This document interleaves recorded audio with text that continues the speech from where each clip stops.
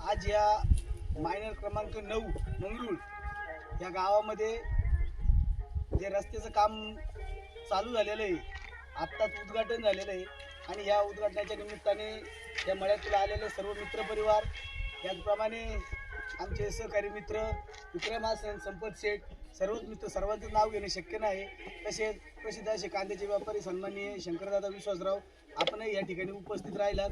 आपल्या सर्वांचं मी किल्ले शिवनेरीचे शिलेदार शरददादा सोनवणे मित्रपरिवाराच्या वतीने सहर्ष असं स्वागत करतो आणि आपला माणूस शरददादा सोनवणे यांच्या माध्यमातून हा एक 10 ते 10.5 लाख रुपयाचा निधी या ठिकाणी दादांनी उपलब्ध करून दिला आहे। त्यांचंही मनापासून आभार।